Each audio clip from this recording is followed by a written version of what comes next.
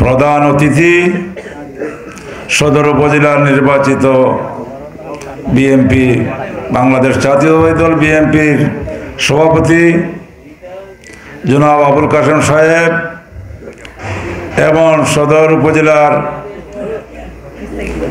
সম্মানিত সেক্রেটারি জনাব আজিজুর রহমান সাহেব, উপস্থিত আমার বিএনপির সিনিয়র মুরব্বিয়ান নেতৃবৃন্দ এবং সর্বস্তরের জনসন, আসসালামু আলাইকুম রহমতুল্লাহ। দীর্ঘক্ষণ হয়ে গেছে বক্তব্য শুনরা আপনারা, আমি আর বক্তব্য আমার দীর্ঘায়িত করবো না। আমি শুধু একটা কথা কইব,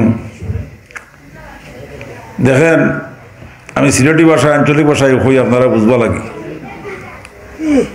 এই যে গ্রামে গ্রামে যে এখন আমরা আর এই বিএনপির যে প্রত্যেকটা গ্রামে গ্রামে যে মিটিংয়ের আয়োজনটা হয়েছে, এটা তারুণ্যের অহংকার জনাব তারেক রহমান সাহেবের নির্দেশ। এখানে প্রত্যেকটা গ্রামে যদি একটা উঠান বৈঠক করি হয় আর আমরা আর সদর উপজেলার জেলার নেতৃবৃন্দ তখন তাইলে প্রত্যেকটা গ্রামের মানুষের বড় জনসমাবেশ হইলে এখানে সবাই হওয়ার কোনো সুযোগ পায় না।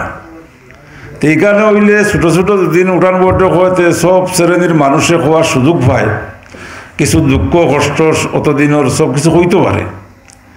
যে এই যে একটা আমরা ধারাবাহিকতা আরম্ভ করছি, এটা আশা করি প্রত্যেকটা গ্রামের যত বিএনপির পরিবারের সদস্যগণ আছেন এবং সমর্থককারী আছেন, বিএনপিরে ভালোবাসেন, তাদের দুঃখ সুখের কথা শোনার অর্থই লগিয়টা যে বিএনপি প্রত্যেকটা শ্রেণীর মানুষে তার আদর্শ ভালোবাসে এবং কাজ করতে চায়।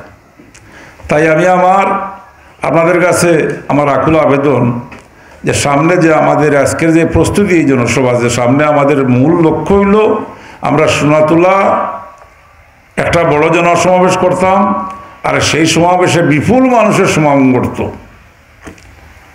আমরা সেই লক্ষ্য আগামীতে আমরা আমাদের যে কান্দিগাঁও এবং আশেপাশের যে আমাদের সিটি কর্পোরেশন আমাদের পড়ছে 38 নম্বর ওয়ার্ড এবং এইদিকে সাতল, সব দিকে আমরা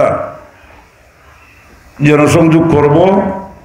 আর আপনারা আমরা সাথে থাকতাম আর সেদিকে লক্ষ্য করতাম সামনে দিয়ে যে আরও অনেক এখনও নির্বাচনের আমরা আর এখনও অনেক বাকি, হয়তো অনেক ষড়যন্ত্র চলতেছে, সামনে হয়তো আরও ষড়যন্ত্র বেশি হইতে পারে আবার নাও হইতে পারে।